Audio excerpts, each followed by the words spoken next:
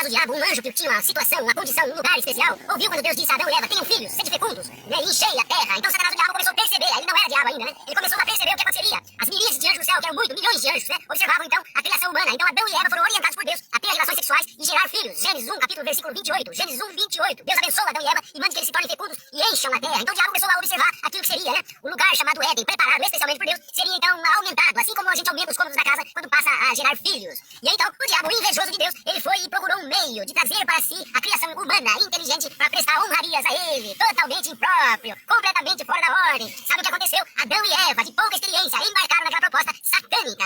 O diabo não era conhecido ainda, obviamente, não se sabia exatamente quem era o diabo. Não havia nenhuma descrição celestial, nem um registro inspirado por Deus como a Bíblia, pra gente conhecer o diabo como nós conhecemos agora e temos certeza do que ele deseja. Agora, como se eu enxergasse o diabo, embora seja um personagem invisível. Mas, que negócio é esse? Então Adão e Eva foram na lábia daquele primeiro político lá do Gênesis, lá do Jardim do Éden, como se Brasília já estivesse presente nos dias de Adão.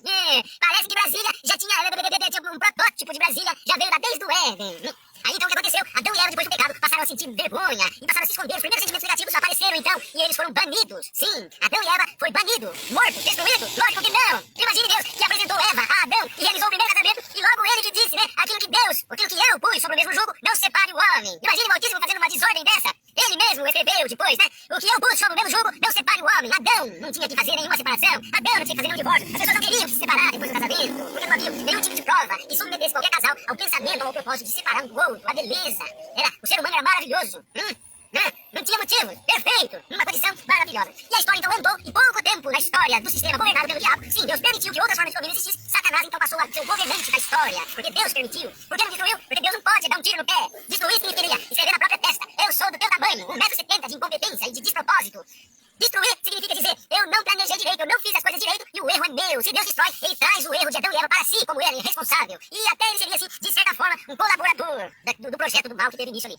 Um pouco tempo na história depois, quando a humanidade começou a aumentar na Terra, o Gênesis no capítulo 6 diz que Satanás suscita a atenção de um terço das estrelas dos céus, outros anjos, obviamente, filhos do verdadeiro Deus, e eles passam então a notar a beleza das mulheres aqui na Terra. Lógico, pela perfeição, você imagina o tipo de mulheres que havia aqui na Terra. Então os anjos, altamente interessados, e ainda não lutaram, sabe o que eles fizeram? Eles materializaram corpos carnais e vieram viver na condição humana, para poder ter a mesma possibilidade que os homens, ou seja, coabitar com as mulheres.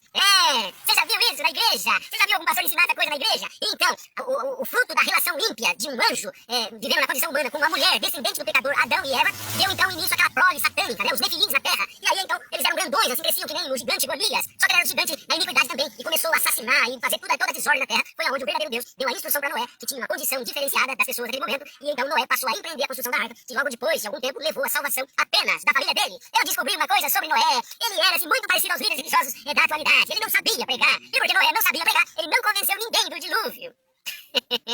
Que dedução estúpida.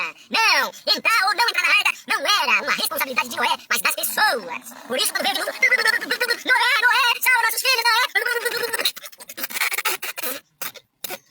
O dilúvio acabou com todo mundo, não sobrou ninguém. Foi um ano de água que as pessoas não viam. Porque o clima naquele tempo era simplesmente maravilhoso. Não havia necessidade dessas chuvas como conhecemos agora, nem das trombas d'água como conhecemos agora. Só o orvalho já conduzia os assuntos numa perfeita condição, já umidificava a terra numa condição confortável. Acreditar no dilúvio então parecia coisa do outro mundo.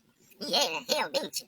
Agora, você sabe onde está o equivalente hoje da arca de Noé, que não vai ser construída mais? Jesus disse, assim como era o dia de Noé, assim ocorrerá de novo. Né? Ou seja, assim de que jeito? As pessoas foram distraídas com comer, o beber e o casar-se. A grande massa das pessoas dos dias de Noé, elas não eram ímpias na condição dos nefilins, por exemplo, mas elas morreram devido à distração que havia. Elas ficaram envolvidas só nas coisas do cotidiano e elas não fizeram caso da voz do Todo-Poderoso. Esse é o pecado que matou as pessoas do dia de Noé. Mas Jesus disse, da mesma forma vai acontecer de novo. Agora eu te pergunto, você está vendo uma pregação semelhante de Noé? 1 milhão!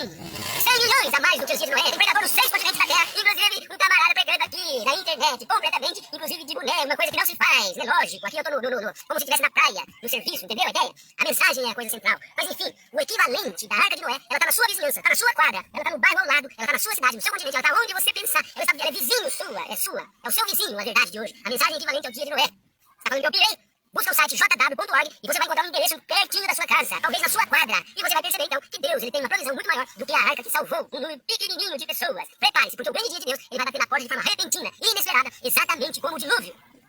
Sai daí, Noé! Sai daí, Noé! 6 dias Noé fechado na arca e o dilúvio não vai acontecer nada. Daqui a pouco água pra todo lado. E foi aquela gritaria e nada mais se podia fazer. 40 anos Noé pregando. 40 anos Noé pregando e não converteu ninguém. Ô pregador ruim, pregador da justiça. Noé, se a gente pudesse fazer pelo menos 10% do que ele fez, eu ficaria satisfeitíssimo.